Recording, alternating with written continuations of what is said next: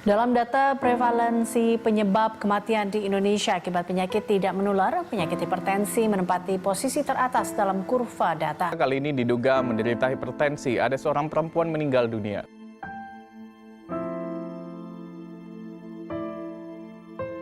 Radikal bebas menjadi penyebab inflamasi. Radikal bebas berpotensi menimbulkan penyakit degeneratif seperti hipertensi, diabetes mellitus, dan kanker.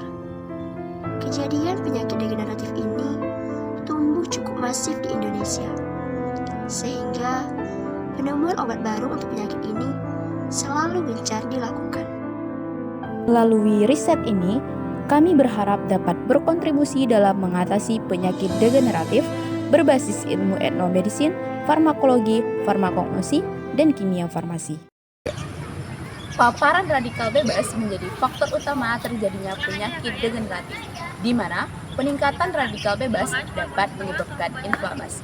Pengobatan akibat reaksi inflamasi seringkali dianjurkan menggunakan obat sintetis dengan status efek samping yang beragam, sehingga menemukan obat dengan toksisitas yang rendah menjadi tantangan tersendiri.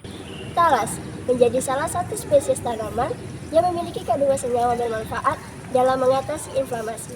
Tahukah kamu, di Kalimantan Barat terdapat spesies talas yang khas, yaitu talas hitam. Namun sayangnya, talas ini jarang dimanfaatkan, sehingga belum diketahui status pemanfaatannya.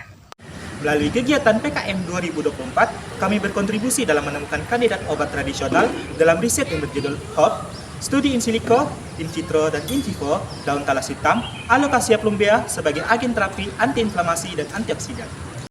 Dengan adanya riset ini, kami berharap dapat berkontribusi dalam menurunkan prevalensi penyakit degeneratif dengan memanfaatkan bahan alam di sekitar kita.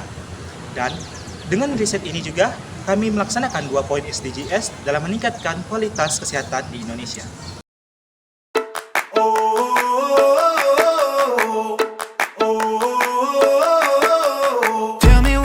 To get you feeling alive. Tell me how to show you it's a beautiful life. I'll do anything to pull you into the light, 'cause everything will change when you open your eyes. Yeah. So don't you let the sunlight go by without you. Don't you realize how lucky we are? Open up your heart, baby.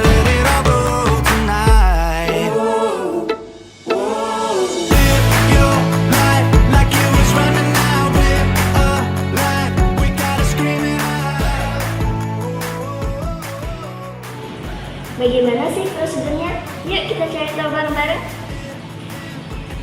Untuk melakukan uji in silico, kami menggunakan software AutoDocFina yang berguna buat docking molekul. Artinya, kita bisa lihat di mana molekul obat berinteraksi dengan targetnya. Kita mulai dengan masukkan struktur molekul obat dan protein ke AutoDocFina. Setelah itu, kita jalankan simulasi dan dapat skor docking. Nah, ini dia hasilnya. Semakin rendah skornya, semakin kuat ikatannya. Bagaimana ya peneliti mengetahui manfaat dari tanaman? Halo, aku Bayu dari tim HOPE PKM 2024. Terdapat beberapa metode yang sering dilakukan oleh peneliti. Salah satunya yaitu menggunakan KLT.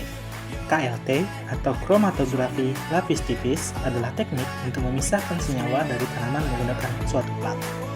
Pada riset ini, kami menggunakan metode KLT sehingga senyawa yang terdeteksi bisa dianalisis lebih lanjut. KLT berbentuk seperti lentengan yang umumnya terbuat dari silika gel dan selulosa. Nah, pemisahan akan terjadi berdasarkan pepolaran dari senyawa tanaman yang kemudian dipengaruhi oleh kemampuan absorpsi, desorpsi, dan partisi dari plat KLT itu sendiri. Begini contohnya. Selain itu, kami juga melakukan uji in vitro dan juga uji in vivo. DPPH itu singkatan dari 2,2 dipenyl 1 pikril hidrazil yang merupakan suatu senyawa untuk menguji kemampuan antioksidan suatu bahan. Caranya gimana? Kita tambahin sambal yang mau diuji ke larutan DPPH, terus kita lihat perubahan warnanya. Nah, ini hasilnya.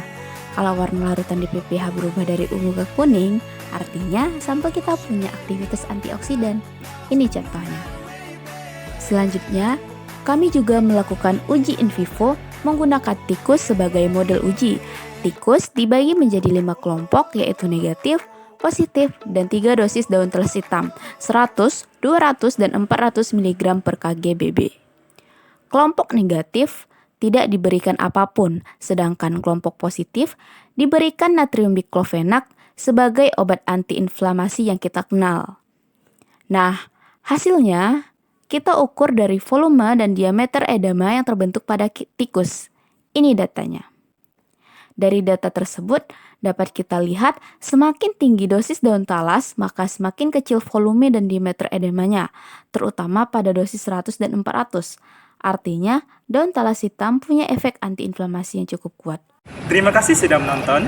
Jangan lupa untuk kunjungi dan follow media sosial kami untuk mengikuti perkembangan selanjutnya. See you!